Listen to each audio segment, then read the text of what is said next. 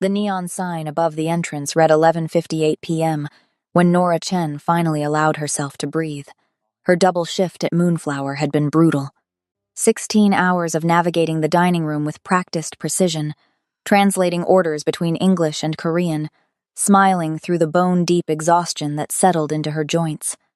Her feet screamed inside worn black sneakers, the same pair she'd been nursing for 8 months, because new ones weren't in the budget yet. 4 tables had just settled their checks, leaving tips that might actually cover both her electric bill and groceries this week. She folded the cash carefully into her apron pocket and leaned against the host stand near the entrance, allowing her shoulders to drop for the first time all night. The restaurant was transitioning into its late-night rhythm. Most diners had departed, but a handful remained scattered across the space, lingering over macchioli and sweet rice cakes. The kitchen crew had already started breaking down their stations, the sharp clatter of metal and running water mixing with muted K-pop playing from someone's phone speaker.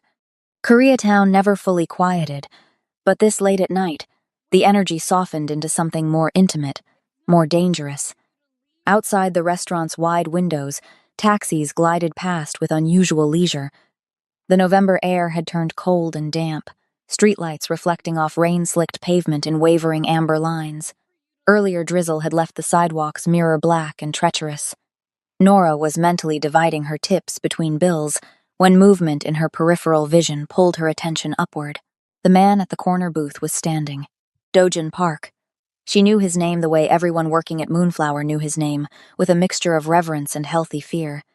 He arrived every Tuesday and Friday evening, always commanding the same secluded corner table, always accompanied by sharp-dressed men who spoke exclusively in rapid Korean punctuated by deliberate silences. The owner himself, Mr. Choi, personally greeted Dojun at the door with a bow so deep it looked painful.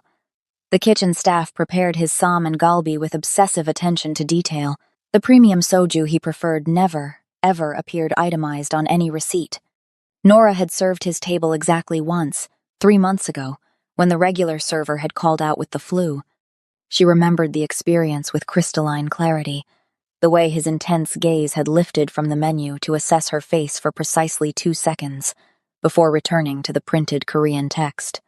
Polite but utterly impenetrable, his presence radiating the kind of controlled authority that made the air feel heavier, even in an immaculate charcoal suit with subtle pinstripes. He'd looked weary in a way expensive tailoring couldn't disguise. There was something haunted in the set of his shoulders, like a man carrying debts that couldn't be calculated in currency. Tonight, Dojin stood flanked by 3 associates, men with military posture and designer watches, checking phones and buttoning suit jackets with synchronized efficiency. They moved toward the exit with the fluid certainty of people accustomed to deference, to doors opening and crowds parting. They owned this territory. Maybe not legally, but in every way that mattered after midnight in Manhattan's Koreatown. Nora dropped her gaze back to the bills in her apron, silently counting 43, 61, 78 when something near the entrance disrupted her peripheral awareness. The valet.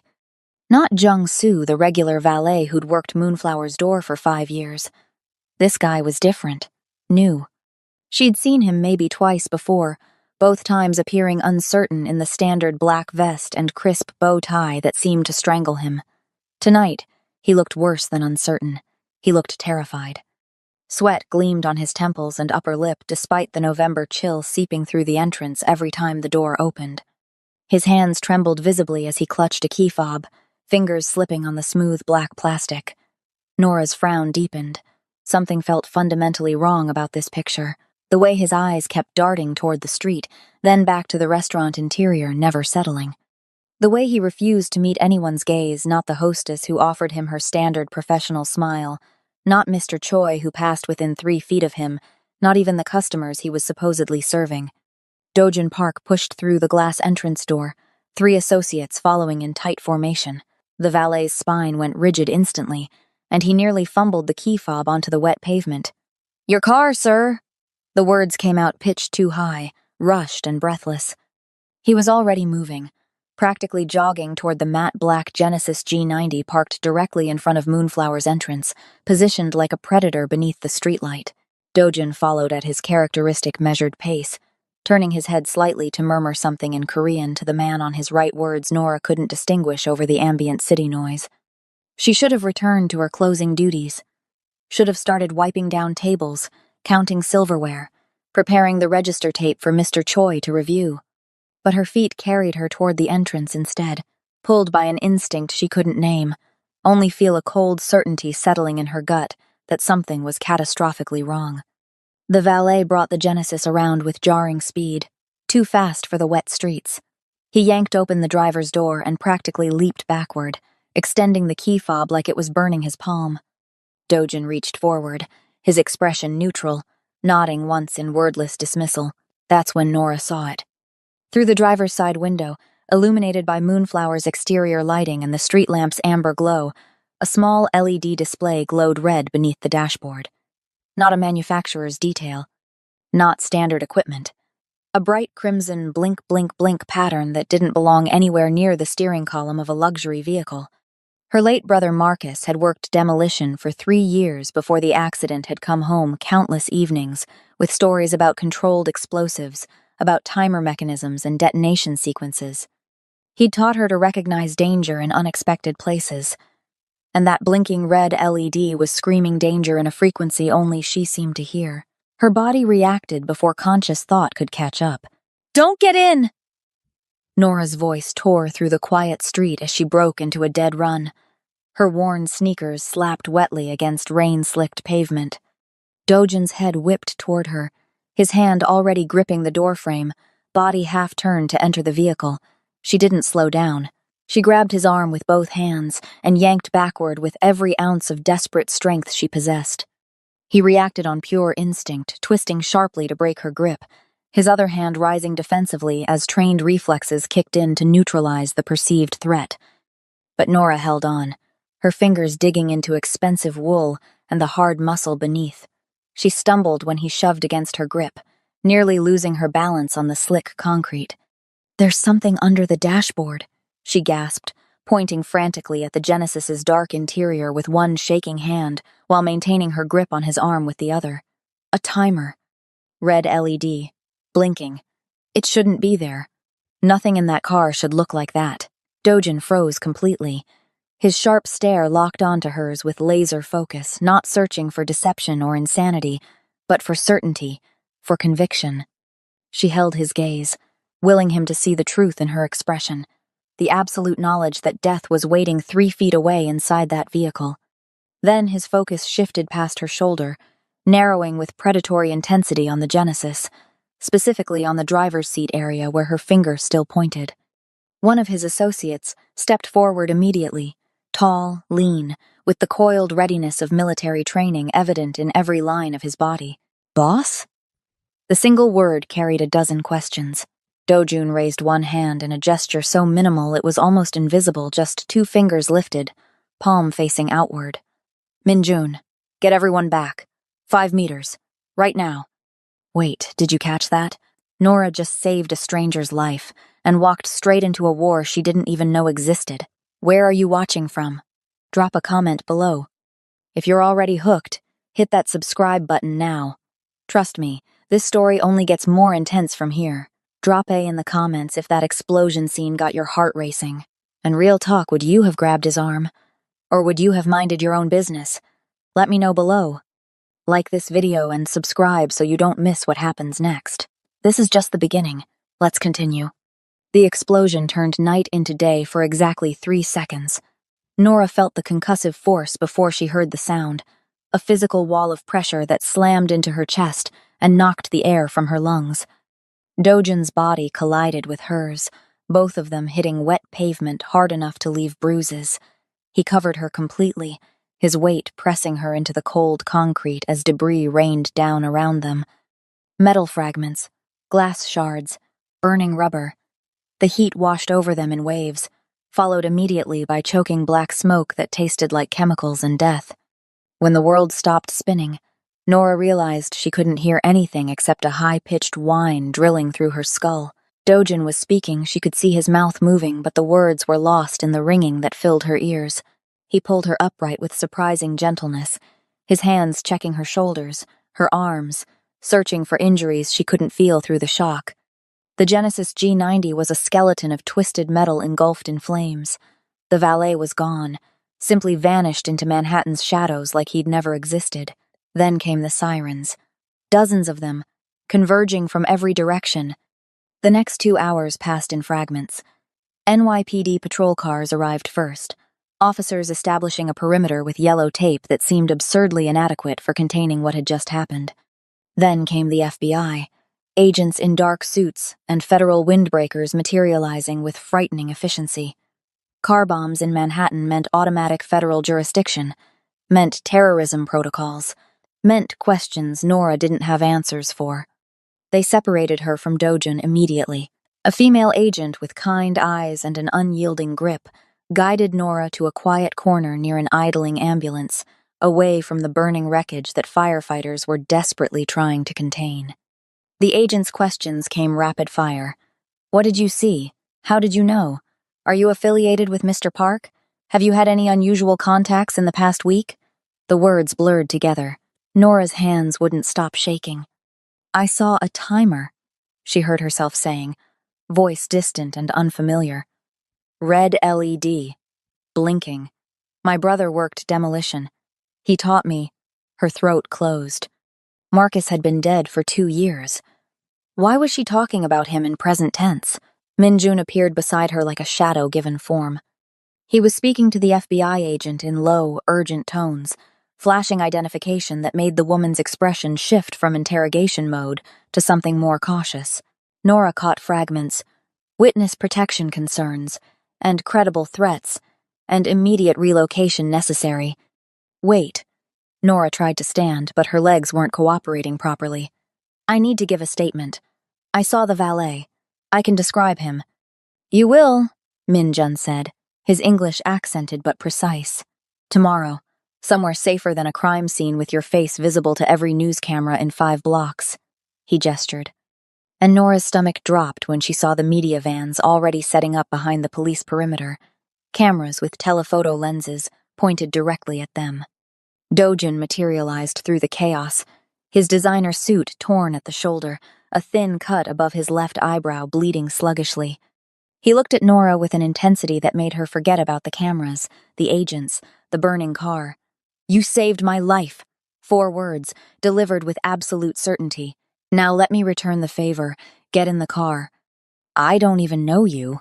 The protest sounded weak even to her own ears. You know enough. He nodded toward the wreckage. They missed tonight. They won't miss twice.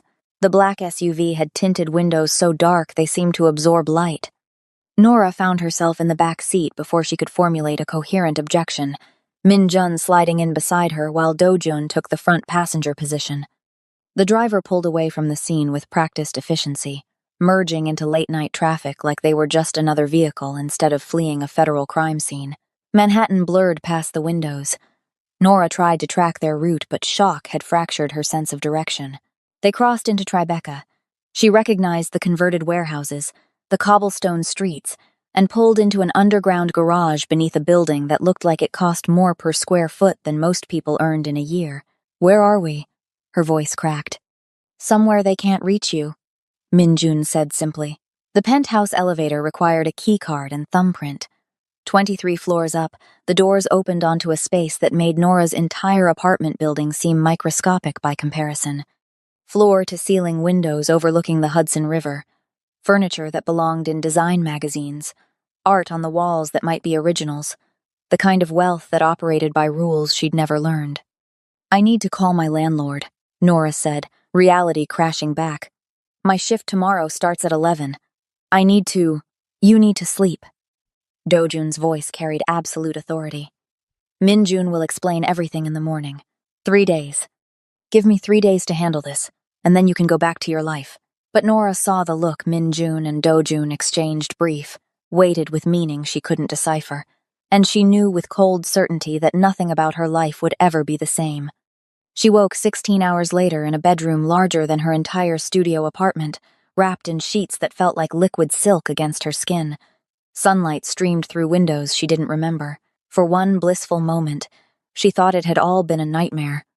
Then she saw the bandages on her palms where pavement had torn skin, heard voices speaking rapid Korean outside the door, smelled expensive coffee and her own fear sweat still clinging to yesterday's clothes. Min Jun was waiting in the hallway, looking freshly showered and professionally concerned. "Good morning, Miss Chen. We need to talk about why you can't go home."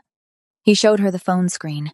Her face from Moonflower's security footage circulated through God knew what networks, text in Chinese and English beneath. $75,000. Alive preferred. Nora's legs gave out. Minjun caught her before she hit the marble floor. 3 days, she whispered. He promised 3 days. Minjun's expression was gentle but inflexible. That was before they put a bounty on your head. Now we don't know how long this will take. He helped her to a chair, his grip firm and oddly comforting. The valet from last night? Vanished. Probably a disposable hire who left the country within hours. The FBI has his description circulating through Interpol, but these people know how to disappear. He paused, letting that sink in. But Miss Chen? You're not leaving this building until we're certain you'll survive the attempt. 3 days in the Tribeca penthouse felt like 3 years. Nora had worn a path in the hardwood between the guest bedroom and the floor-to-ceiling windows overlooking the Hudson, watching the city continue without her. Her phone sat on the kitchen counter, powered off per Min Jun's explicit instructions. Her life existed in a 900-square-foot prison decorated with art she couldn't afford to look at. On the morning of day 3, Min Jun found her in the kitchen trying to make sense of the commercial-grade espresso machine.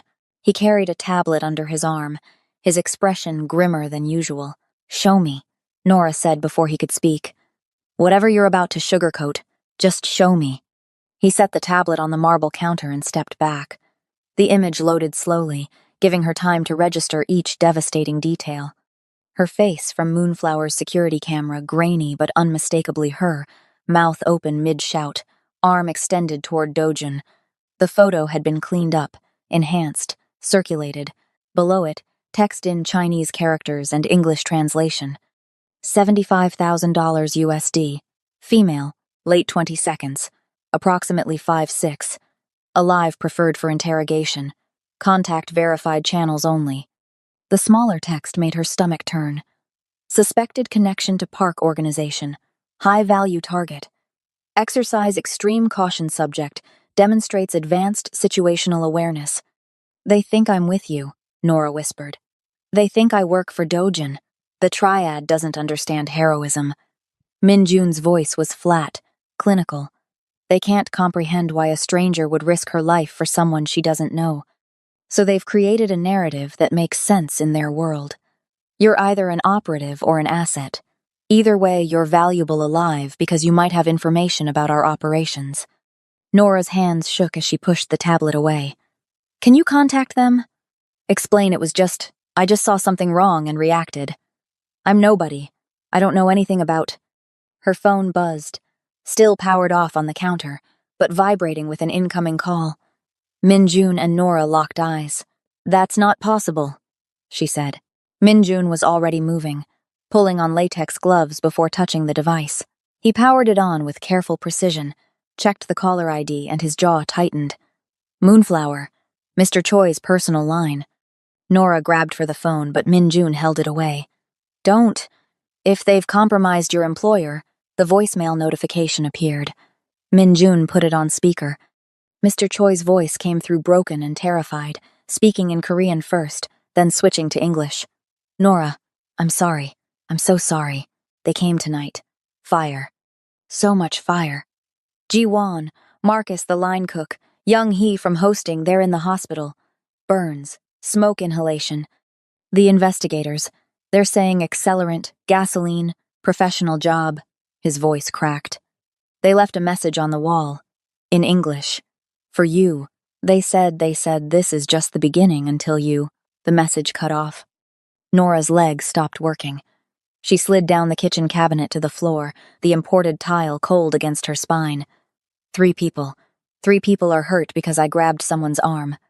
3 people are hurt because the triad are animals who use terror as currency. Dojin's voice cut through her spiral. She hadn't heard him enter, but he was there suddenly, crouching in front of her with that unreadable expression. You saved lives that night. Don't let them twist that into something you need to feel guilty about.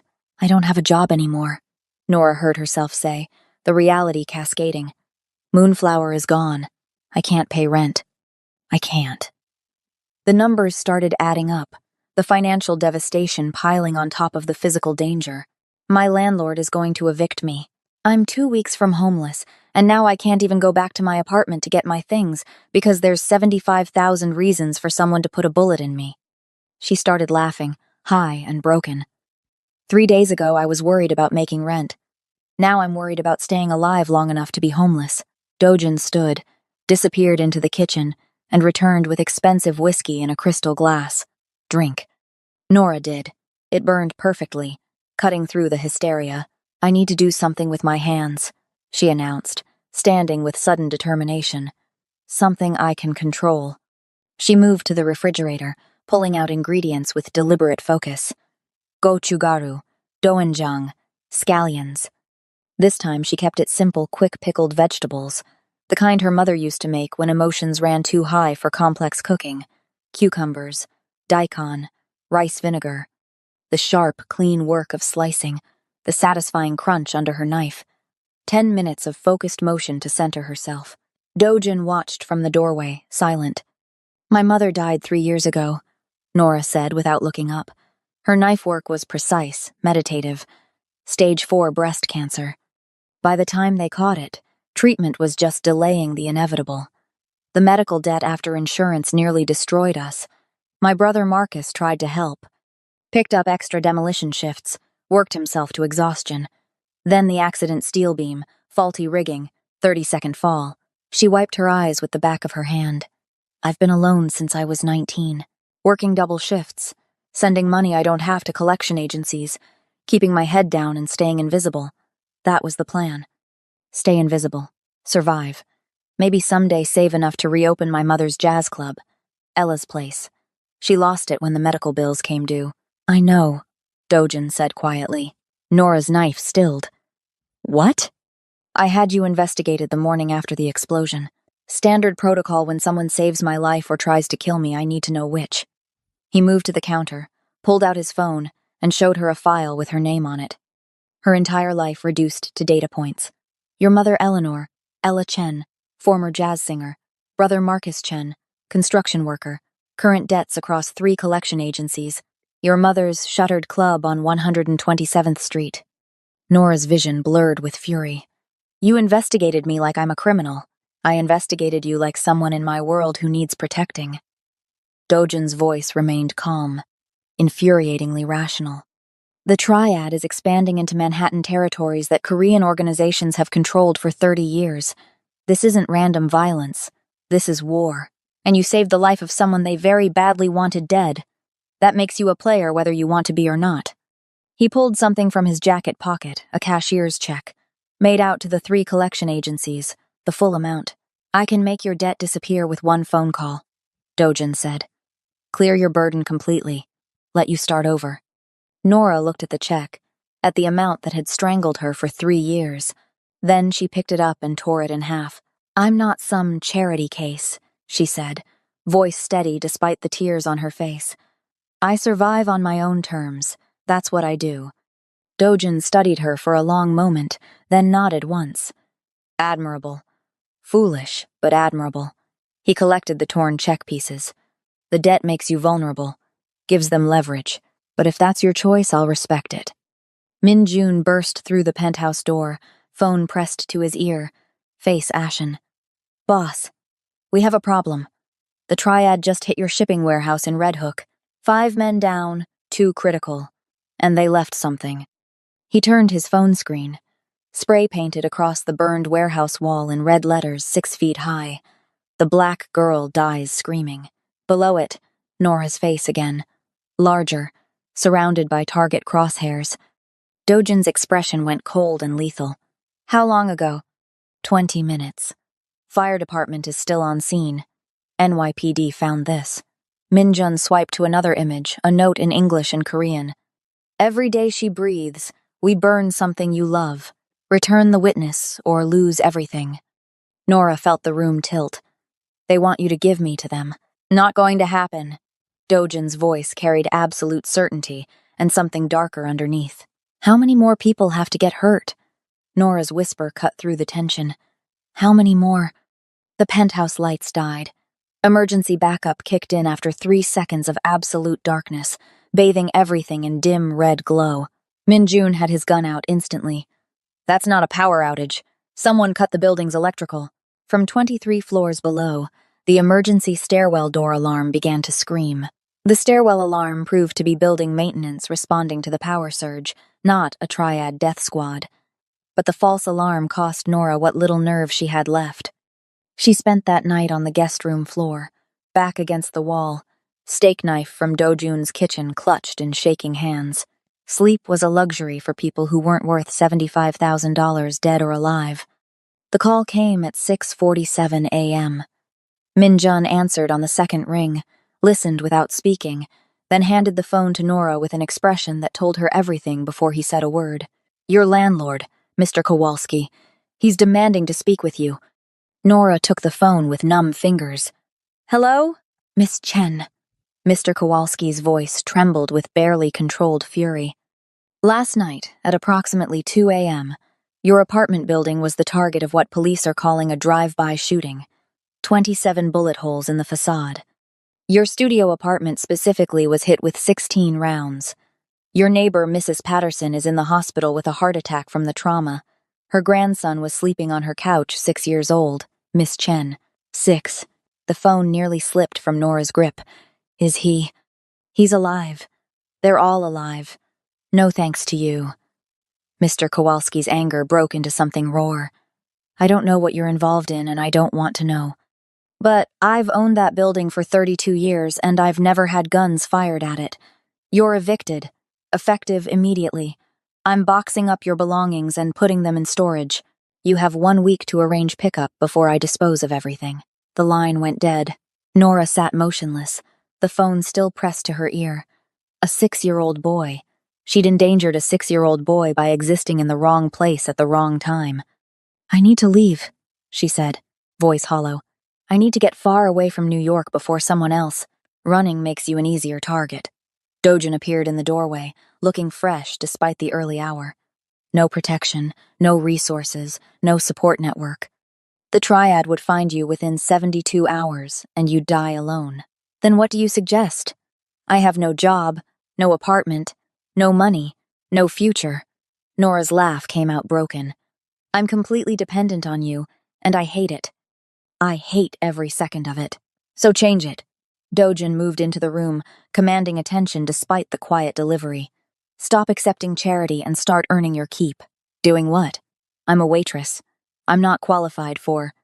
You're a cultural bridge. He cut her off. You speak English natively. You understand American business customs. You've worked in service industries long enough to read people and situations. And you spotted a car bomb that 3 trained security professionals missed. That's not luck. That's intelligence and instinct. Nora stared at him. You want to hire me? I want to employ you. There's a difference. Dojin pulled out his phone, opened a document, and handed it to her. Cultural liaison and American business strategist. $5,200, monthly salary. Health insurance. Legal contract through legitimate business entities.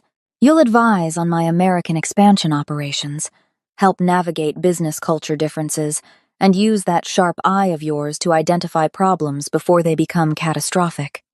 Nora read the contract twice, searching for the trap, the hidden clause that would turn her into property. Why? Because I need someone who understands both worlds and has no loyalty to either. Someone outside Korean hierarchy who can tell me the truth without fearing disrespect charges. Someone who saved my life and proved they have good judgment under pressure. He paused. And because watching you destroy yourself with pride is wasteful when you could be useful instead. Useful, Nora repeated. The word should have stung, but somehow it didn't. Useful was honest. Useful was better than helpless. I want it in writing, she said finally. Every term, every expectation, and if I want to quit, I walk away clean. No obligations, no debts, no threats. Agreed. Dojin nodded. Min-jun handles all legitimate business contracts. He'll have everything formalized by this afternoon. The contract arrived 4 hours later, dense with legal language but surprisingly straightforward. Nora read every word twice, looking for the invisible chains. Then she signed. The work started immediately. Dojin owned 3 Korean barbecue restaurants, 2 import-export companies, and a real estate portfolio spanning Manhattan and Queens. All legitimate, all documented, all carefully separated from whatever else he did in shadows. Nora dove into operational reports, customer feedback, financial statements. She discovered she had a natural talent for seeing patterns, for identifying where cultural misunderstandings were costing money and goodwill. 2 weeks in, Dojun took her to Hana Grill in Midtown. The head chef, a stern woman named Sun Hee, initially regarded Nora with barely concealed suspicion, a black outsider brought in by the boss, probably some affirmative action gesture. But then Nora started talking about the disconnect between what Korean customers expected and what American customers understood, about fusion possibilities that honored tradition while expanding appeal, about her mother's jazz club and how food could tell cultural stories without translation. "Your galbi is perfect technically," Nora said, watching Sunhee work. "But you're losing non-Korean customers because they don't understand the experience. What if you offered a build-your-own Sam section on the menu with instructions? Make it interactive, educational. Let people feel like they're discovering something instead of being tested on knowledge they don't have." Sunhee's knife paused mid-cut. She looked at Nora with new assessment. "You understand food culture. I understand being on the outside trying to find my way in." Nora met her gaze steadily. "I've spent my whole life bridging gaps I didn't build. This is just another bridge." Sunhee smiled then. First genuine warmth Nora had seen from anyone in Dojin's organization. "Come back next week. We'll experiment." In the car heading back to Tribeca, Nora felt something unfamiliar blooming in her chest. Purpose, possibility, the sense that maybe she could build something real from this nightmare. "You're good at this," Dojin said, his voice carrying a note she couldn't quite identify. Not surprise, but something warmer. "Better than I expected." "Don't sound so shocked," Nora replied, but she was smiling. "I'm full of surprises." Their eyes met in the rearview mirror, held a beat too long. Something electric passed between them, unspoken and dangerous. Dojin looked away first, jaw tightening. That evening, Min-jun found Nora in the penthouse kitchen, reviewing restaurant reports on her new laptop, another tool of employment that had appeared on her desk. "Can I give you advice?" Min-jun asked carefully. "Can I stop you?" He smiled slightly. "Boss doesn't let people close. Not since his wife died 4 years ago. Car accident, at least. That's what the official report said. But the timing was suspicious. He's been ice ever since." Nora's chest tightened. "Why are you telling me this?" "Because he looks at you differently, talks to you differently, and that makes you either very safe or very dangerous." Min-jun's expression turned serious. "Be careful, Miss Chen. Men like him, when they finally let someone in, they don't do it halfway, and neither do their enemies." Before Nora could respond, Dojun's phone rang in the other room. She heard his voice shift from casual to lethal in a single syllable. He appeared in the doorway seconds later, face carved from stone. "Red Hook Warehouse. They're hitting it now. Multiple attackers. Professional team. We need to move." "I'm coming with you," Nora said before thinking. "Absolutely not. People are getting hurt because of me. I need to see." "You need to stay alive." Dojin's voice was final. "That's non-negotiable." He left with Min-jun and 4 others, moving with military efficiency. The penthouse felt enormous and empty once they were gone. Nora waited, counting seconds that stretched into hours, until finally her phone buzzed. "Min-jun. Boss is fine. 5 men injured but stable. Warehouse is gone. Coming back." She exhaled for what felt like the first time in hours. Dojin returned at 2:47. A.M. Nora heard the elevator chime, the heavy door sliding open. She'd been sitting in the darkened living room for hours, unable to sleep, watching the city lights blur through exhausted tears she refused to acknowledge. He walked in and the sight of him made her breath catch. His white dress shirt was no longer white, rust-colored stains splattered across the front, sleeves rolled up to reveal more blood on his forearms. A cut above his left eyebrow oozed sluggishly, already swelling. His knuckles were split and raw.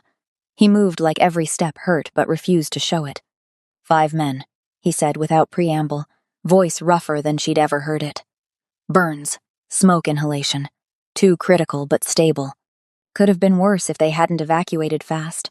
He pulled off his ruined tie, dropped it on the floor. They left you another message. He showed her the photo on his phone. Spray painted across the burned warehouse wall, illuminated by floodlights, and photographed by what looked like FBI crime scene investigators. The black girl dies screaming in letters 10 feet high. Below it, her face again, larger than life, surrounded by target crosshairs that looked almost artistic in their precision. Smaller text beneath in Chinese and English. Every day she breathes costs you more. Stop protecting her or lose everything. This is because of me. Nora's voice came out strangled.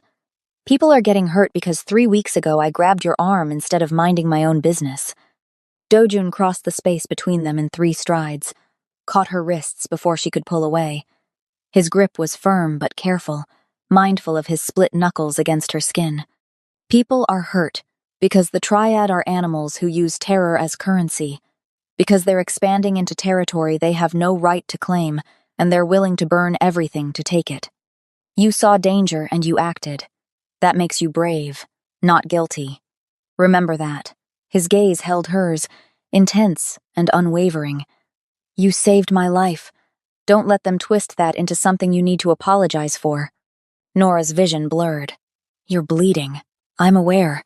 Sit down. She pulled her wrists free gently. Let me clean that cut before it gets infected. She found the first aid kit in the master bathroom hospital-grade supplies that suggested this wasn't his first violent night. When she returned to the living room, Dojun had collapsed onto the leather couch, head tipped back, eyes closed. For the first time since she'd met him, he looked genuinely exhausted. Nora sat beside him, opened antiseptic wipes with shaking hands. This is going to sting. It already does. But he opened his eyes, watched her with that unsettling focus as she carefully cleaned the cut above his eyebrow. Blood had dried in his hairline, matted the black strands.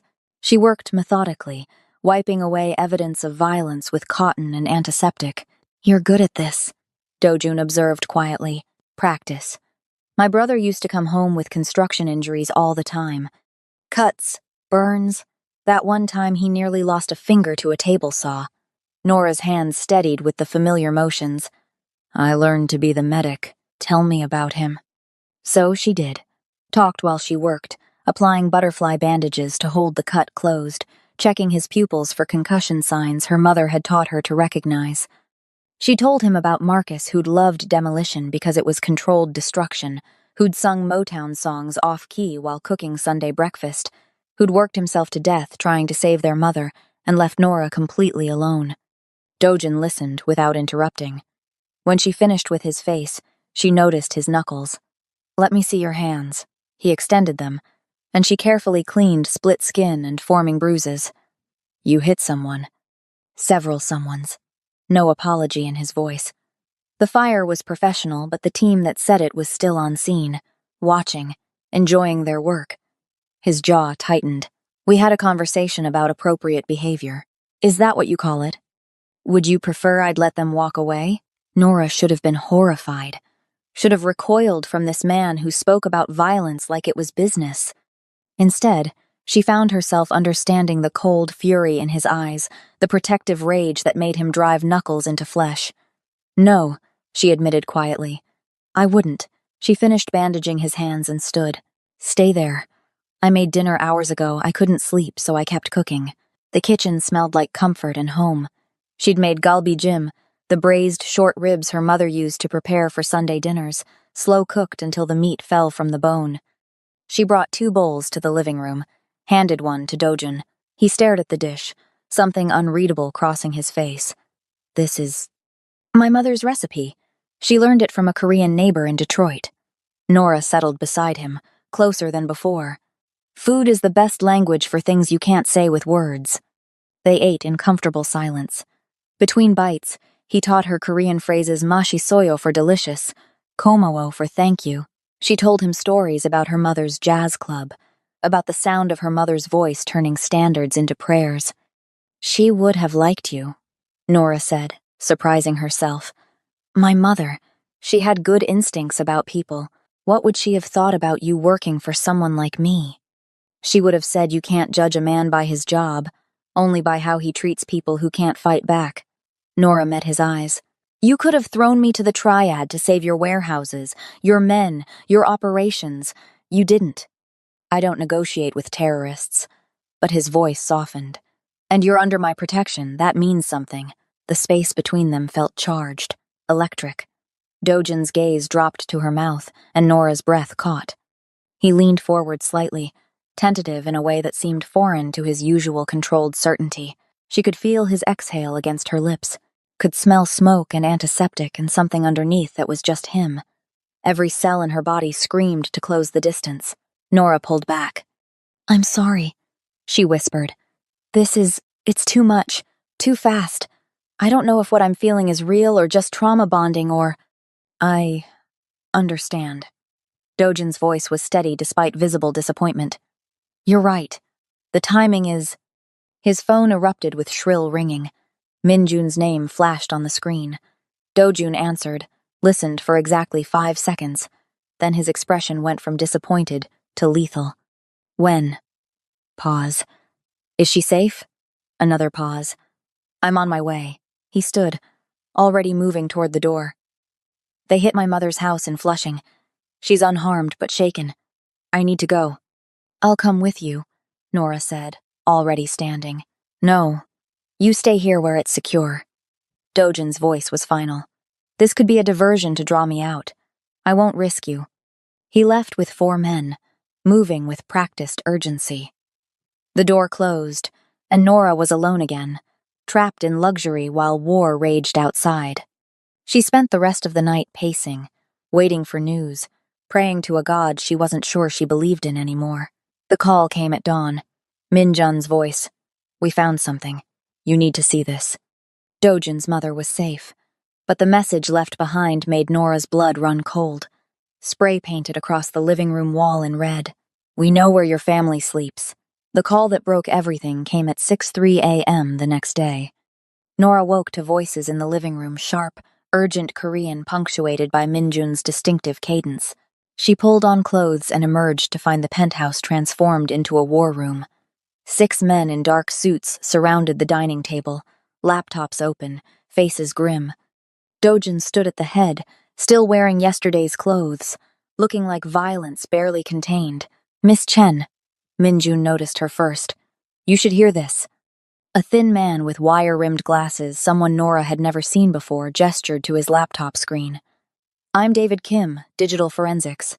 For the past week, I've been tracking unauthorized data transfers from our secured network. His English was precise, academic. Someone with high-level access has been systematically copying operational files and sending them to an encrypted server. He pulled up a cascade of code, timestamps, IP addresses. The encryption was sophisticated, routed through multiple proxy servers. But we traced the destination to a triad-controlled location in Flushing, and we identified the source device. David turned his laptop to face the room. On screen, a tablet registered to James Park. The temperature in the penthouse seemed to drop 10 degrees. That's impossible, one of the older men said in Korean, then switched to English. James has been with us for 12 years. He's family. He's also $240,000 in debt to a triad-controlled underground casino.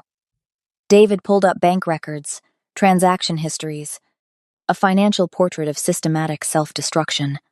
The gambling started 18 months ago. Small losses at first, then catastrophic. The triad offered him a deal debt erasure plus 100,000 cash in exchange for intelligence on our operations. Dojun's hands curled into fists on the table surface. What did he give them? Everything. Shipping schedules, warehouse locations, security rotations, property holdings. David's voice remained clinical, but his expression showed disgust. He enabled the car bomb by providing your routine schedule and vehicle information. He provided the warehouse location and guard shift patterns. David hesitated, glancing at Nora. He gave them Miss Chen's protection detail specifics, her location, building security protocols. Nora felt the floor tilt beneath her. James had smiled at her last week, had asked if she needed anything, played the concerned family member, all while selling her location to people who wanted her dead. Where is he now? Dojun's voice was deadly quiet. We picked him up 20 minutes ago. He's downstairs in the garage. Bring him up. The wait felt eternal. Nora counted her own heartbeats, watched Dojun's face become a mask of cold fury. When the elevator finally opened, 2 guards escorted James Park between them. He still looked polished, pressed suit, styled hair, but fear had broken through the veneer. His eyes darted around the room, landing on Dojun with something between defiance and desperation. Cousin, James started in Korean, then switched to English when Dojun's expression didn't change. Whatever you think. I think you sold us to the triad for gambling debts. Dojun's voice cut like glass. I think you enabled an assassination attempt on my life. I think you gave them information that got 5 of our men hospitalized. I think you endangered a woman under my protection.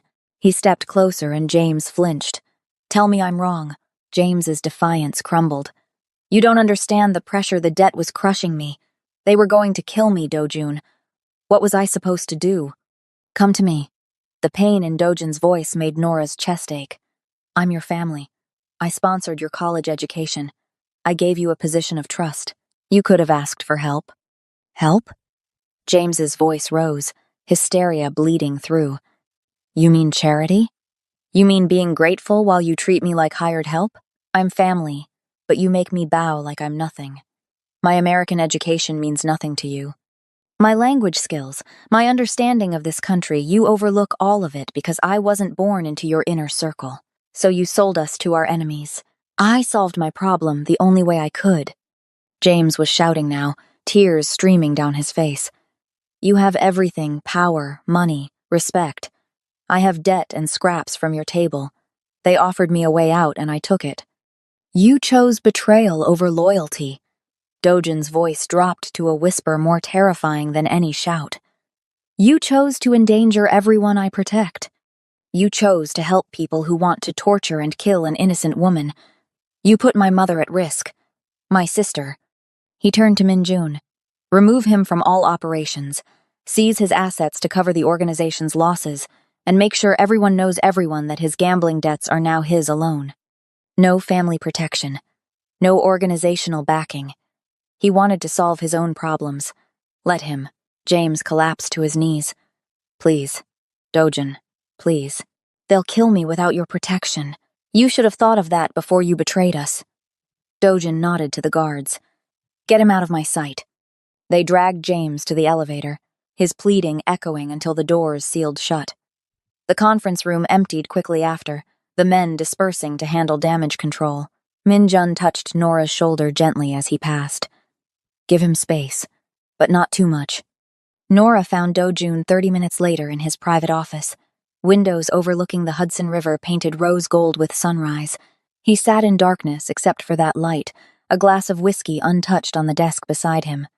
Family photos lined one shelf, images of a younger Dojun with his sister, with James at what looked like a college graduation, with an elegant woman whose absence suddenly made sense.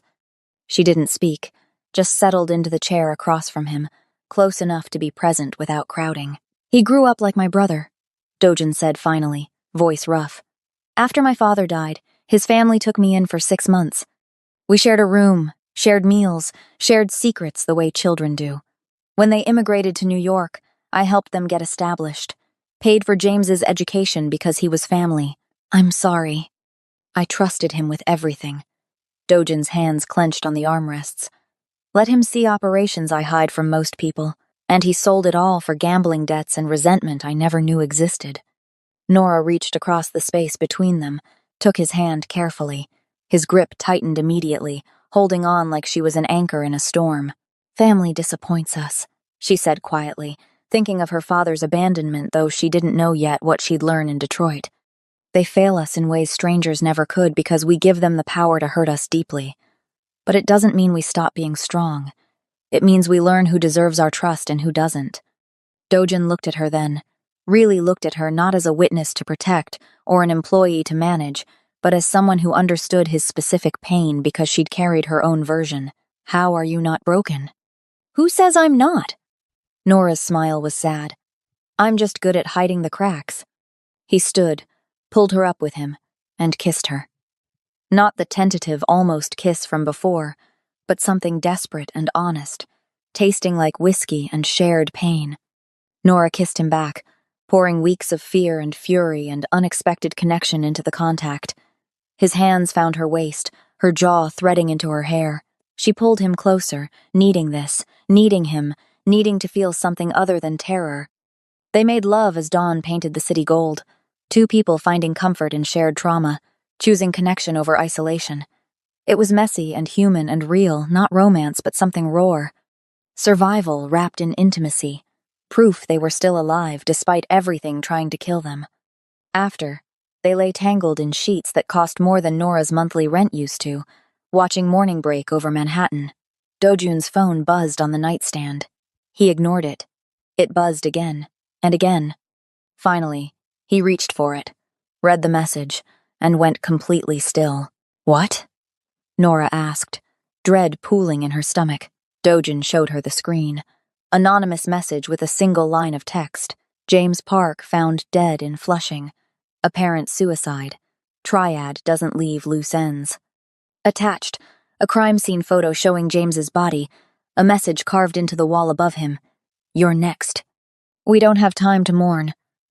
Dojun's response to James's death came within minutes of the news. The Triad killed him to send a message. Now we send one back. Minjun arrived 20 minutes later with 3 other senior operatives and a laptop case. They transformed the dining table into a war room tactical maps, building schematics, satellite imagery spreading across expensive wood. Nora watched from the kitchen doorway, coffee cup forgotten in her hands.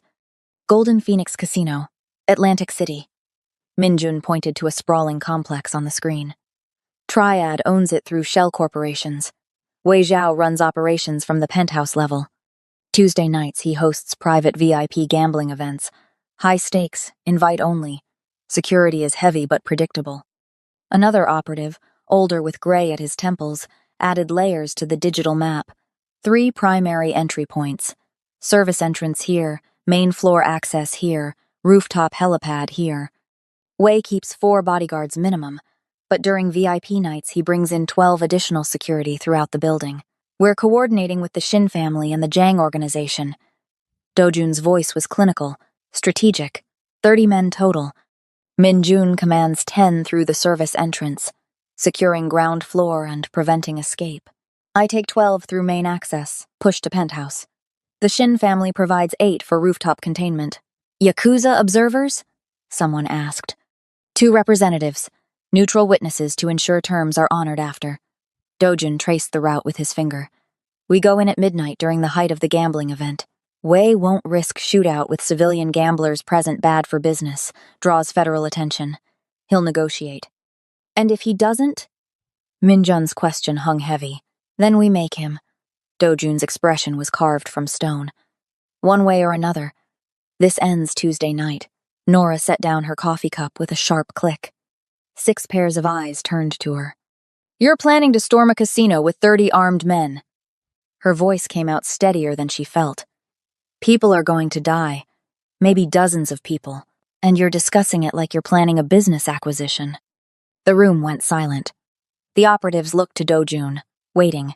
Miss Chen makes a valid point, the gray-haired man said carefully. Civilian casualties could. There won't be civilian casualties. Dojun interrupted. We time it for a lull between games, coordinate with our inside contact to evacuate VIP rooms under fire alarm protocols. This is surgical, not massacre. But people might still die. Nora moved closer to the table, to the maps that made violence look clean and organized. Your people, Triad soldiers. Is this who you are? Is this who I'm becoming by staying? Dojun stood, gestured for the others to leave. They filed out quickly. Minjun last, closing the door with quiet finality. Yes, Dojun's honesty cut like glass. This is who I've always been. I don't deal in abstract morality or comfortable ethics. I deal in survival and consequences. You chose to save me knowing nothing about me, not my name, not my world, nothing. Now you're upset about the aftermath of that choice. I saved a life, Nora shot back. I didn't sign up for gang warfare. You didn't sign up for anything. You were conscripted the moment you grabbed my arm. Dojin moved closer, voice softening but losing none of its intensity. The triad won't stop. They've escalated past reason car bombs, kidnapping, arson, murder. Every day we wait, they hurt more people, burn more buildings. This isn't revenge, Nora. This is necessity. We end this or it ends us. Nora's hands clenched into fists. How many operations have been necessary over the years? How much blood is necessity worth? More than you want to know. Dojin didn't flinch from the question. I'm not a good man. I've done things that would horrify you, made choices that cost lives. My wife. His voice caught almost imperceptibly. She died because of this world, because someone wanted to hurt me and she was the easiest target. I won't make that mistake again. I won't lose someone else I care about because I wasn't willing to do what's necessary. The words hit like physical blows. The mention of his wife, the first time he'd spoken of her directly, made everything more real, more devastating. I'm complicit now, Nora said quietly. Just by being here, by working for you, by... She gestured at the rumpled sheets visible through his bedroom door. By being with you. I'm part of this. Yes. No sugarcoating, no gentle lies. You are... Nora moved to the windows, stared out at the city that didn't care about her moral crisis. If you're going to do this, I want to be there. Absolutely not. Not for the fighting. She turned to face him. For the negotiation. When you corner Wei Zhao, when you force terms, I want to be present. That's insane. You're not trained, not armed, not... I'm the reason this war started. Nora's voice strengthened. The triad wants me dead or captured. Wei needs to see that I'm not cowering in some safe house. That I'm standing with you, making my own choices. Otherwise, this never ends. They'll always see me as a target instead of a person. Dojun stared at her like she'd suggested flying to the moon. You could die. One stray bullet, one aggressive bodyguard, one thing goes wrong. I could die in this penthouse if they breach security. I could die on the street if they find me. I could die 1,000 ways over the next decade living in fear. Nora met his gaze steadily. Or, I can walk into that casino and show them I'm not afraid. That I made my choice and I'm living with it. This isn't bravery. This is suicide with extra steps. Maybe, but it's my suicide to risk. She moved closer to him, close enough to see the war happening behind his eyes. You said I'm not a victim anymore. Prove it. Let me be there. Let me face this like an adult instead of hiding like a child. Dojun was quiet for a long moment, jaw working. Finally, you stay behind me at all times. Minjun assigns you a bodyguard who doesn't leave your side. First sign of trouble, you evacuate immediately. And you do exactly what I say when I say it without question. Deal. You're insane. Probably. Nora almost smiled. When do we leave? 9 p.m. We'll arrive at 11:30. Move at midnight. Dojin pulled her closer, pressed his forehead against hers. If this goes wrong, it won't. If it does, he continued firmly, Minjun has instructions to get you out first. Your life over mine, over anyone's. That's non-negotiable. Nora wanted to argue, but the look in his eyes stopped her. Okay. The afternoon crawled past. Operatives came and went, finalizing details Nora didn't understand. She tried to eat, but food tasted like ash. Tried to read, but words blurred meaningless. Tried to pretend she wasn't terrified. At 8:45 p.m., Dojin emerged from his bedroom in black tactical clothing, weaponry hidden but present. He looked like what he was, a man preparing for violence. Last chance to change your mind, he said.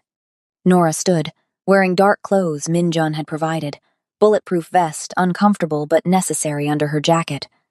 I'm not changing my mind. They left in a convoy 3 black SUVs with tinted windows. Nora rode with Dojin and Minjun, watching Manhattan give way to New Jersey highways, then Atlantic City's faded glamour. The Golden Phoenix Casino rose against the night sky, all neon and false promises. Dojin checked his watch. 11:47 p.m. 13 minutes. Nora's heart hammered against the bulletproof vest. She thought about praying, but couldn't remember any prayers that fit this moment. The SUV pulled into the service lot. 8 men emerged from the other vehicles, checking weapons with practiced efficiency. Minjun issued final orders in Korean. Everyone nodded, grim and focused. Miss Chen.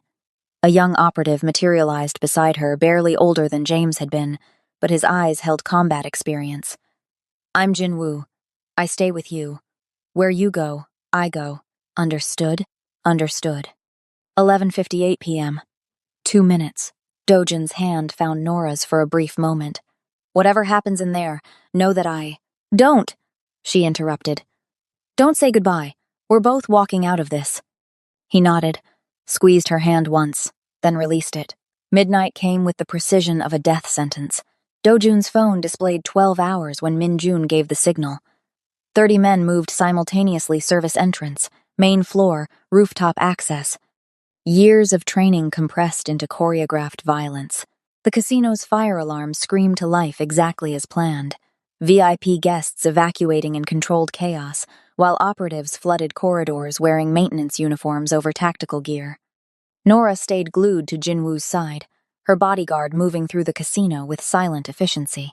They took the service elevator with Dojun and 4 others, ascending toward the penthouse while her heart tried to punch through the bulletproof vest.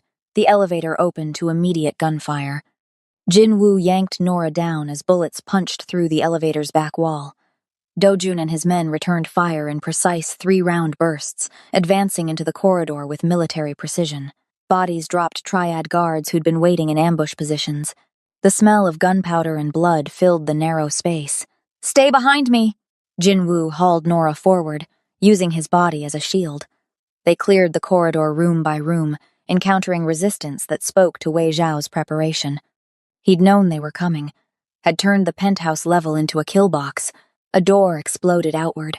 Triad soldiers emerged firing automatic weapons, muzzle flash strobing like lightning. One of Dojin's men went down, leg shattered. Another took rounds to his vest, the impact throwing him backward. Jinwoo shoved Nora into a doorway, his body covering hers as bullets chewed through drywall above their heads. Then Dojun was there, moving through the chaos like death choreographed. He put down 3 shooters with controlled pairs, center mass, mechanical, efficient, cleared the room in 15 seconds. Reloaded without looking, muscle memory from countless operations Nora would never know about. Penthouse suite, Minjun's voice crackled through radio. Wei Zhao barricaded inside with 4 lieutenants, 5 hostiles total. They regrouped at the penthouse entrance reinforced door, electronic locks fried by their tech specialist. Breaching would mean close quarters hell. Dojun positioned his men, checked his weapon, caught Nora's eyes across the hallway. Last chance, he mouthed. She shook her head. No retreat. Not now. The breaching charge blew the door into twisted metal. Flashbangs followed, disorienting everyone inside. Dojin's team poured through the opening into a suite that looked like a war zone waiting to happen. Overturned furniture, armed men behind cover, and in the center of it all, Wei Zhao standing with a pistol, 4 lieutenants flanking him. Far enough. Wei's English was accented but clear. Or everyone dies. Standoff. Guns pointed everywhere. 30 fingers on 30 triggers. One wrong move and everyone died. This is between us. Dojin's voice cut through the tension. Let's negotiate terms. Terms? Wei laughed, the sound harsh and mocking. You storm my casino with an army and want to negotiate? You've already chosen war, Park. I chose to end a war you started. Dojin lowered his weapon slightly, not surrender, but de-escalation. Car bombs in Manhattan bring federal attention neither of us wants. Kidnapping, arson, targeting civilians, murdering my cousin, you've broken every code that keeps our world functioning. I'm here to restore order. By force. By necessity. Movement to the left. One of Wei's guards shifting position, trying to flank. Dojin saw it a split second too late. The guard lunged from cover, knife in hand, targeting Dojin's exposed side. Jinwoo's gun barked, but the angle was wrong. The blade caught Dojin above his right hip, punching through tactical clothing into flesh. Dojin dropped the guard with a point-blank shot, but the damage was done. Blood spread dark across his black clothing. He stayed upright through sheer will, weapon still raised, refusing to show weakness. Boss! Minjun started forward. Hold position. Dojin's command came through gritted teeth. Nobody moves. Wei Zhao watched the blood drip onto his carpet with cold calculation. You're bleeding out, Park. Surrender the black girl and I let you leave alive. No. Nora's voice surprised everyone, including herself. She stepped around Jinwoo before he could stop her, moving into Wei's line of sight. I'm right here, but I'm not anyone's bargaining chip. Wei's eyes narrowed. You brought your woman to business? How American. Nora switched to Mandarin, the language Marcus's girlfriend had taught her during long evenings over dumplings and stories, the words coming back with surprising clarity. I'm the woman you failed to kill. The one who saw your car bomb and saved the man you wanted dead. Remember me? Wei's expression flickered surprise that she spoke his language, rage that she used it to mock him. 3 Korean families stand with me tonight, Dojun said, blood soaking his side but voice steady. Yakuza observers bear witness. You're isolated, Wei. Your casino is locked down. Federal agents will arrive within the hour because someone, he smiled without humor, triggered the silent alarm. You have minutes to accept terms or spend the rest of your life in American prison. The door opened. 2 men in expensive suits entered Korean, older, radiating authority. Behind them, 2 Japanese men with Yakuza tattoos visible at their collars. Witnesses, neutral parties who could verify agreements and ensure compliance. Wei's jaw tightened. He was trapped and he knew it. What terms? He spat. Dojun swayed slightly, but his voice remained iron. Complete withdrawal from Manhattan and New Jersey territories. Recognition of established boundaries. All contracts against Nora Chen permanently canceled, witnessed, and sealed in blood oath. You return to your operations in Queens, and we don't burn them to ash. And if I refuse? Federal agents find dead Triad soldiers and evidence of your illegal casino operations. Your organization fractures. Your superiors in China disown you to avoid international incident. And I make sure everyone knows you failed to kill 1 waitress despite months of trying. Dojin's smile was predatory despite the blood loss. Or you take the deal, save face, and live to operate another day. The counting room behind them was visible through open doors. Stacks of cash, millions in unmarked bills. Wei's empire displayed in currency. He looked at the money, at his cornered men, at the witnesses who would report this confrontation to every criminal organization on the eastern seaboard. Fine. The word came out like broken glass. I accept your terms. The Korean elders produced ceremonial knives. Wei Zhao and Dojun each made small cuts on their palms, blood oath, witnessed by neutral parties, binding in the codes that governed their world. The Yakuza representatives took photographs, documenting the agreement for their records. Wei's men lowered their weapons. The standoff dissolved into tense peace. Minjun caught Dojun as his legs finally gave out. Get him to the car. Now. Jinwoo swept Nora toward the exit. Behind them, Wei Zhao stood in his ruined penthouse, watching them leave with murder in his eyes that he could no longer act on. The drive back to Manhattan blurred into nightmare. Dojun conscious but fading, Minjun applying pressure to the knife wound while barking medical instructions. Nora held his hand, willing him to stay awake, stay alive, stay with her. Dawn broke over Manhattan as they reached the Tribeca penthouse. A doctor was waiting someone on Dojun's payroll, no questions asked, no hospital records. But he assessed the wound and shook his head. He needs a hospital. This is beyond my... No hospitals. Dojun's voice was weak but final. Treat it here. I can stitch the external wound, but if there's internal damage, then I deal with it. Dojun's eyes found Nora's. No hospitals. No records. The doctor worked for 90 minutes. Nora assisted with shaking hands, following instructions, watching Dojun's face go white with pain he refused to show. Finally, the stitching was complete. Antibiotics administered, bandages secure, bed rest for 2 weeks minimum, the doctor ordered. Any fever, any increased bleeding, you're risking death. He left. Minjun disappeared to coordinate security. Jinwoo stationed himself outside the bedroom door. Suddenly it was just Nora and Dojun in the aftermath of survival. She helped him to the bedroom, careful of the stitches pulling at his side. His skin was clammy, fevered, blood loss taking its toll. She removed his ruined tactical clothing with gentle precision, cleaned the blood that had spread beyond the bandages, covered him with sheets that would probably never be white again. "It's over," Dojin whispered, eyes closed. "The blood oath is binding. Wei can't touch you now. You're free. Truly free." Nora settled beside him, her hand finding his. "I don't know what freedom feels like anymore. You'll remember. Give it time." But lying there in the growing light, Nora realized she didn't want the freedom she'd had before. That terrified, isolated, struggling existence felt like someone else's life now. "What comes next?" she asked quietly. Dojin opened his eyes, looked at her with an intensity that burned despite his weakness. "That's your choice. Always has been." She leaned down and kissed him gently. "I choose this. I choose you, whatever that means." He smiled, the first genuine smile she'd seen from him. "Good, because I love you, and I'm terrible at letting go of things I love." "I love you too," she whispered, "even though it's complicated and dangerous and probably insane, especially because of that." They stayed like that as morning light filled the room, two people who'd found each other through violence and chosen to build something gentler from those ashes. 2 weeks crawled past. Dojin recovered in increments, fever breaking, stitches holding, strength returning slowly.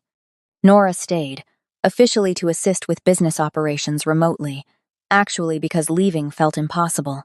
She'd nurse him through nightmares, change bandages, bring soup he barely ate, and watch the scar form on his ribs puckered flesh that would mark him forever.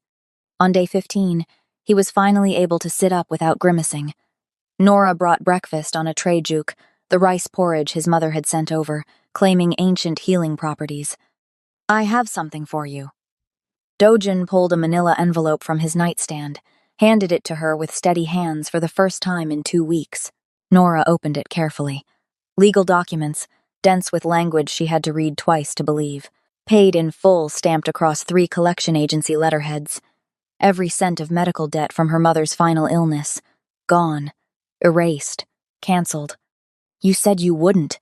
Her voice broke. "I said I'd respect your choice not to accept charity." Dojun's expression was gentle. "This isn't charity. You've been working for me for 3 months. Earning salary. Demonstrating value. Consider this a performance bonus. Or back pay. Or whatever lets you accept it without feeling like you owe me." Nora stared at the documents through blurring vision. 3 years of crushing weight, of collection calls and garnished wages, of choosing between food and payments, just gone. She cried then. Really cried for the first time since watching her mother's casket lower into earth. Sobbed like something broken had finally been set free. Dojin pulled her close carefully, mindful of healing stitches, letting her soak his shirt with tears that tasted like grief and relief mixed together. "There's more," he said when she could breathe again. He produced a second envelope. "But this one might make you angry." The property deed inside made her stop breathing entirely. 127th Street, Ella's place, her mother's jazz club, the one that had been shuttered and sold when medical bills consumed everything. "You bought my mother's club?" "I bought it, renovated it, and transferred ownership to your name." Dojin's voice was quiet. "It's yours, Nora. Free and clear. No strings. No expectations. What you do with it, reopen it, sell it, burn it down, that's entirely your decision." "Why?" The question came out strangled. "Because you told me about it that first night. When you were cooking through trauma and sharing stories. You described that club like it was holy ground." He touched her face gently. "This isn't about control. This is about honoring who you are and where you came from. Your mother built something beautiful. You deserve the chance to carry that forward or let it rest, but that choice should be yours." Nora looked at the deed, at her name printed in official legal text. Eleanor Ella Chen's dream, passed to her daughter like inheritance should work not through death and debt, but through intention and love. "I don't know what to say." "Then don't say anything. Just accept it." A week later, Nora stood outside her new apartment in Hell's Kitchen, small, 6th floor walk-up, 800 square feet that was entirely hers. Not luxury, not protection. Just space she could afford with her legitimate salary and shape according to her own needs. Dojin had driven her to see it, helped her sign the lease, then surprised her by agreeing immediately when she said she needed to move out of the penthouse. "You need your own space," he'd said. "We both do. Partnership doesn't mean possession." She moved with minimal belongings. Most of what she owned had been lost when she was evicted from her previous apartment. Min Jun had managed to retrieve a few boxes from storage. Some clothes, a handful of books, her mother's framed photo. She furnished the new place with second-hand finds and basics, hung her mother's picture above the couch, made it home. But 3 nights a week, she stayed with Do-jun. And 2 nights he came to her place, squeezing into her modest space, eating takeout, learning to exist in her world instead of always pulling her into his. Work continued. She proved her value, daily expanding Korean barbecue operations, developing fusion concepts that bridged cultures, becoming someone the Korean business community actually respected. Not as Dojin's girlfriend, though rumors circulated. As Nora Chen, strategist who understood markets they couldn't access alone. 6 weeks post-casino, she visited Ella's place for the first time. The renovation was beautiful, respectful of history, while updating infrastructure. Her mother's original piano, somehow located and restored. The stage where legends had performed.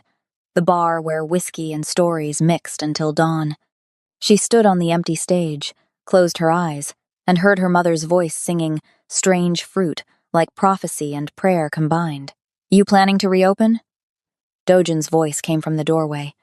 He'd followed her in silence, letting her have this moment. "I think so. Not yet. But someday." Nora turned to face him. "Thank you. For this. For everything. You saved my life." He moved closer. "Everything since is just trying to balance that debt. You don't owe me." "I know. But I choose to give anyway." He kissed her then, soft and certain. That's what people do when they love each other. The words still felt new, terrifying, absolutely true. "I love you too," Nora whispered. They were standing in the golden late afternoon light, planning a future that felt possible for the first time, when Nora's phone rang. Unknown number. She almost didn't answer, but something, instinct, paranoia, fate made her pick up. "Nora Chen?" The voice was female, professional, unfamiliar. "Who's asking?" "My name is Sarah Chen. I'm an attorney. I'm calling regarding your father." Nora's blood went cold. "My father left when I was 12. I haven't heard from him in 15 years. "I understand. But, Miss Chen, I need to inform you that your father passed away 3 weeks ago, and his will names you as sole beneficiary of his estate." "His estate?" Nora laughed without humor. "He was a gambling addict who abandoned his family." "What estate?" "That's what I need to discuss with you, preferably in person." The attorney's voice carried strange weight. "Your father wasn't who you thought he was." "And what he left behind?" She paused. "Miss Chen, can you come to Detroit? There are things you need to see, and people who've been waiting a very long time to meet you." Detroit yielded secrets Nora wasn't prepared for. Her father, the gambling addict who'd abandoned his family, had actually been working deep undercover for the FBI for 15 years. The gambling debts were cover. The abandonment was protection. He'd infiltrated a criminal organization so dangerous that contact with his family would have gotten them killed. He died taking down that organization, and his estate was a safety deposit box containing letters he'd written every year on her birthday, never sent. 15 years of love wrapped in silence and sacrifice. Agent Sarah Chen, no relation, but the FBI handler assigned to close out his case handed Nora the stack of letters with gentle hands.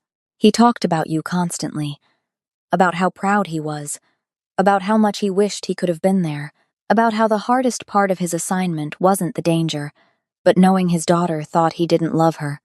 Nora read every letter through tears that wouldn't stop. "Dear Nora, you're 13 today. I hope you're doing well in school. I hope your mother told you I love you, even though I can't be there to say it myself. Dear Nora, you're 21 today. I heard about your brother. I'm so sorry I couldn't be there. I'm so sorry for everything. Dear Nora, you're 25 today. I hope you're still dreaming about opening your own restaurant. I hope you're happy. I hope someday you'll understand why I had to leave." The revelation shattered and rebuilt her understanding of abandonment in a single afternoon. Her father hadn't left because he stopped caring. He'd left because he cared too much to let his dangerous work destroy them. She stayed in Detroit for a week, meeting FBI agents who'd worked with her father, learning about the 15-year operation that had dismantled a human trafficking network operating across 3 states. They showed her commendations, testimony from people he'd saved, evidence of sacrifices he'd made in silence. When she finally returned to New York, Dojin was waiting at the airport. She walked into his arms and cried again, not from grief this time, but from understanding. From knowing that sometimes love required distance, that sometimes the people who seemed to abandon us were actually protecting us in ways we'd never know. "I'm okay," she told him as they drove back to Manhattan.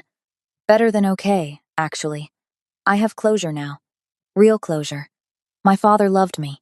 He never stopped loving me, and that changes everything." But that was 3 weeks ago. Tonight was about different kinds of rebuilding. 3 months after the car bomb that changed everything, Nora stood in Moonflower's restored dining room wearing an emerald silk dress that made her skin glow like burnished gold. Her natural hair fell in goddess locks past her shoulders, a style she'd been too afraid to wear when she was just a waitress worried about tips and conformity. Now she wore her crown unapologetically. The restaurant had been rebuilt over the summer, Dojin quietly funding the repairs while ensuring the 3 injured employees received full medical coverage and salary continuation during their recovery. Jiwon, Marcus, the line cook, and Young Hee were all back at work, healthy and grateful. Tonight was the grand reopening, and it felt like resurrection. Dojin stood beside her in a tailored charcoal suit, the scar on his ribs hidden beneath expensive fabric. He looked every inch the successful businessman, nothing about him suggesting the violence he was capable of. His hand rested lightly on the small of her back, present but not possessive, proud but letting her lead. "You ready for this?" he murmured in Korean.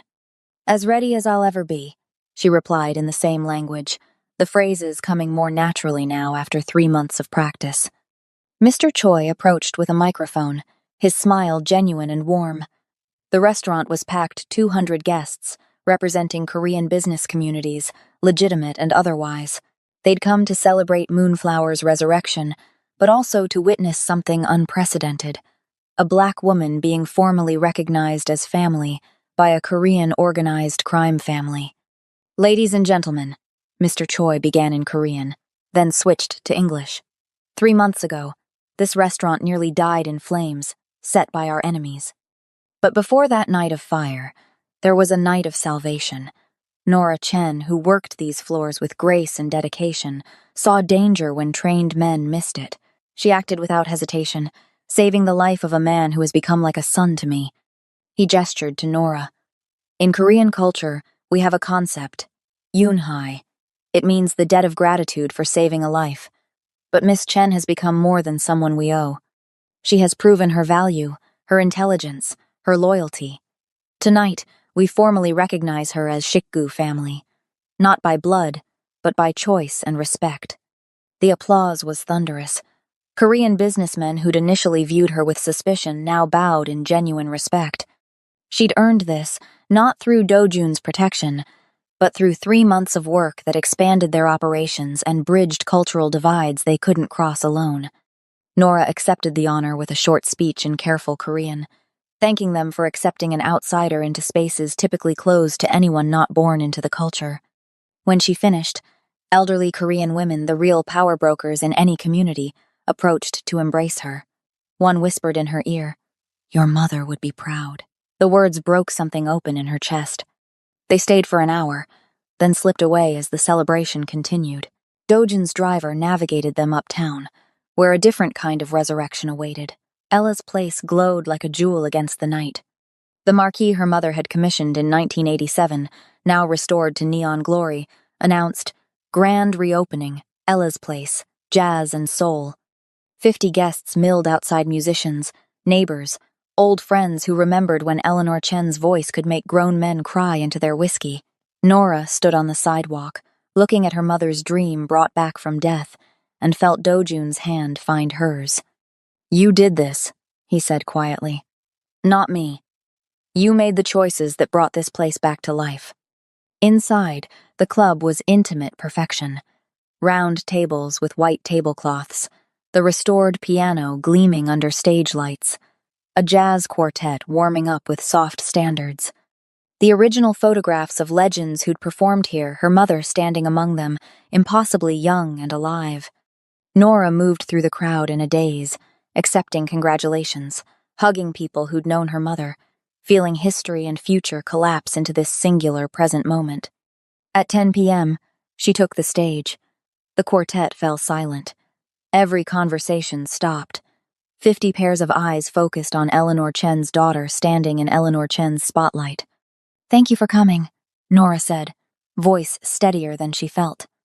My mother opened this club 40 years ago because she believed jazz was how black folks talked to God when prayer wasn't enough. She believed music could heal what words couldn't reach. She believed in creating space for beauty in a world that often felt too harsh to survive. She switched to Korean for one sentence, and she would have loved seeing how different worlds can come together to create something new. Dojin sat at a corner table, not dominating the space but present. Their eyes met across the crowded room. Nora turned to the quartet. My mother's signature song was Summertime. She sang it the night she met my father, the night I was born, the last night she performed before cancer took her voice. She took a breath. I'm going to sing it for her now. A cappella. No instruments. Just her voice carrying her mother's legacy into a room that remembered when that legacy was alive. Summertime and the livin' is easy. Fish are jumpin' and the cotton is high. Her voice wasn't technically perfect like her mother's had been, but it carried truth. Every word weighted with loss and survival and hard-won peace.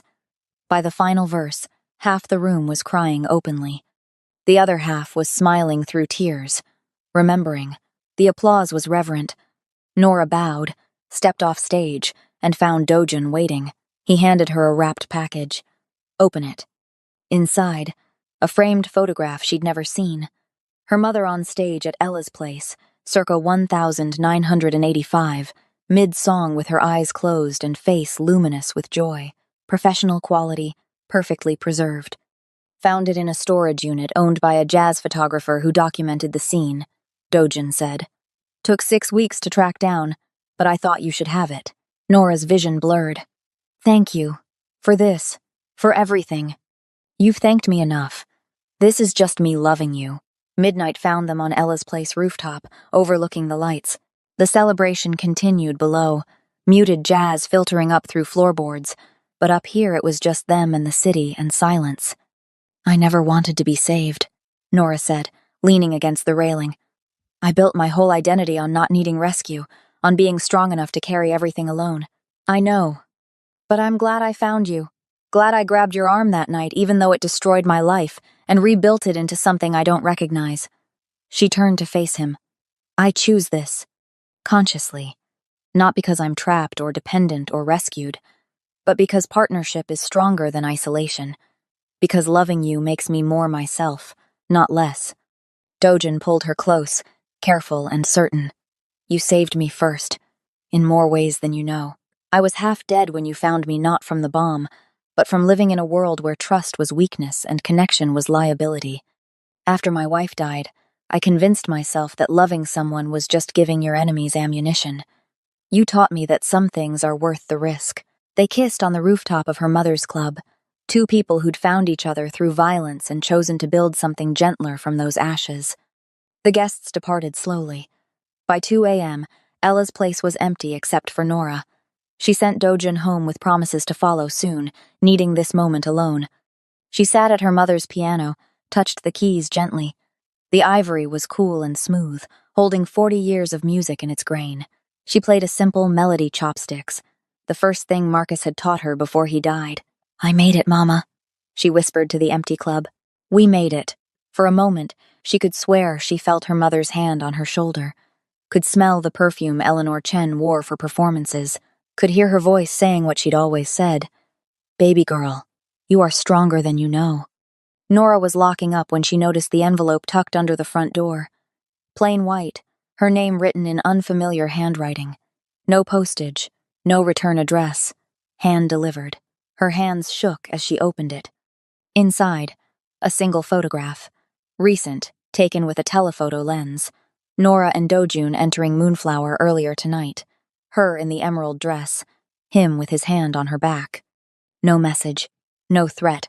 Just the photograph proving someone had been watching. She flipped it over. On the back, written in careful English, "Your father's work isn't finished. They're still out there. And now they know about you. A friend." Nora's phone rang. "Unknown number," she answered with trembling fingers. "Miss Chen?" A man's voice, American accent, professionally calm. "This is Special Agent David Morrison, FBI. I know it's late, but I need you to listen very carefully. Your father's last case, the organization he infiltrated, we didn't get everyone. And someone just accessed a classified file with your current address and known associates. I'm sending a protective detail to your location now. Do not leave the building. Do not trust anyone you don't know. And Miss Chen?" The agent paused. "Your connection to Dojin Park makes you valuable in ways you don't understand yet. We need to talk, immediately." The line went dead. Nora stood alone in her mother's club, photograph in one hand, phone in the other, sirens beginning to wail somewhere in the night. She'd thought the war was over. She'd thought she was finally safe. She'd been wrong. But this time, she wasn't alone. This time, she had Dojun. She had Minjun and his team. She had a family, both her mother's legacy and the Korean community that had accepted her. And most importantly, this time she knew who she was.